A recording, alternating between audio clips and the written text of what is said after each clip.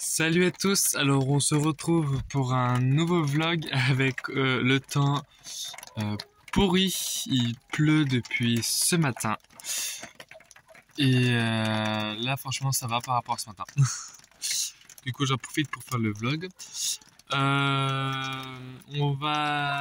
vais vous parler de la reproduction et comment élever les tourterelles avec tout ce qui est alimentation, repro et ce qui s'ensuit.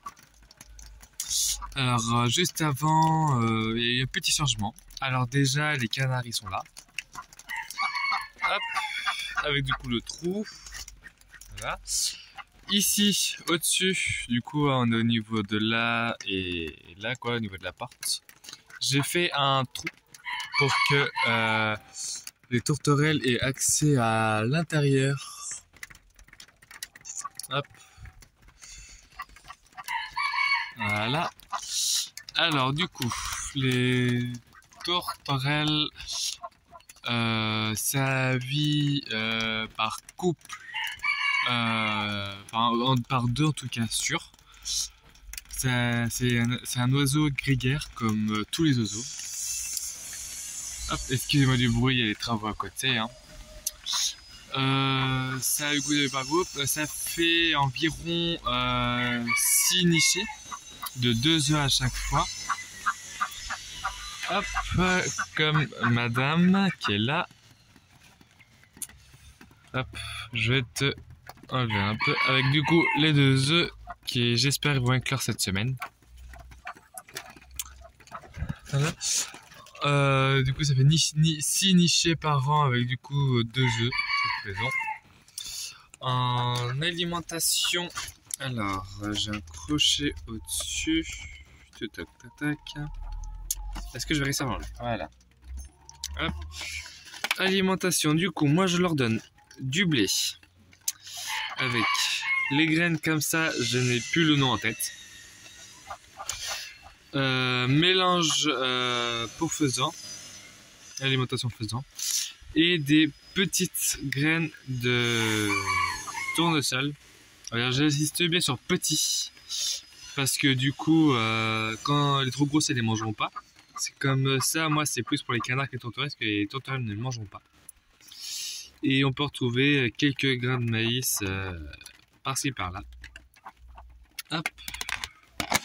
Dans une mangeoire. Dans la mangeoire, je leur donne ça comme alimentation.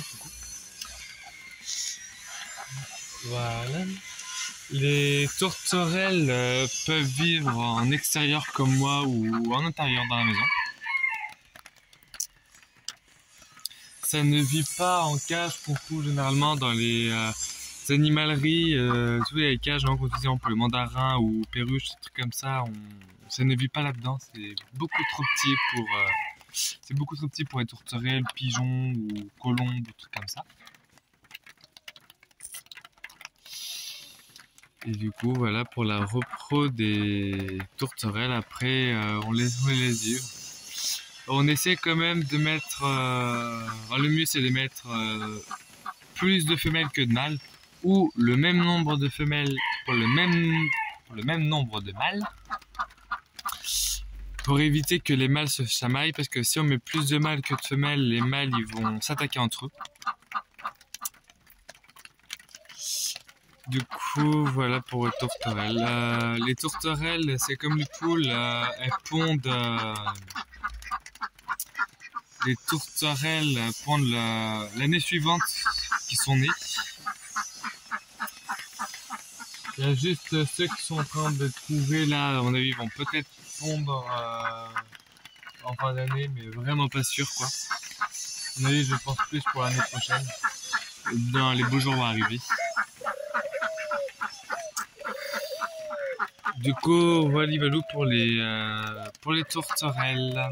Après, s'il y a des questions plus précises sur les tourterelles, n'hésitez pas à me le dire en commentaire. Je pourrais vous répondre. Après, c'est pour les tourterelles, au niveau coloris, on peut avoir du panaché un peu comme ça, du blanc, des cailloutés, couleur grise, couleur basique, qu'on trouve partout en tourterelle. Il peut avoir des blanches à collier noir. Le collier noir, c'est ce qu'il y a sur le cou de la tourterelle femelle. Là. C'est ça un collier noir. Et en collier, on peut avoir blanc, noir, bleu. Du coup, voilà. Si les pattes roses, comme là, plus elles sont claires, plus sont jeunes. Et comme l'autre à côté, plus elles sont du coup deviennent violettes et plus elles sont âgées. C'est comme ça qu'on connaît les jeunes des âgés, quoi. Hop. Du coup, je vais vous montrer en même temps, parce que du coup, la volière à l'intérieur, vous le connaissez, mais du coup, je vais vous montrer, enfin, à l'extérieur, vous le connaissez, je vais vous montrer l'intérieur. À tout de suite.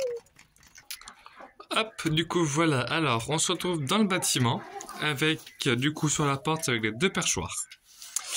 Les deux nids, avec l'os de sèche et l'abreuvoir, toujours propre, que les canards, du coup, n'y ont pas accès. Et la petite sortie, hop, à ceci, du coup, dans le mur. Et ils y ont accès à dehors. Ils peuvent très bien rentrer. Alors le trou, je l'ai fini ce matin.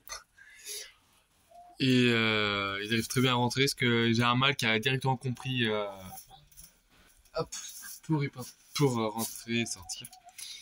Ils ont le perchoir.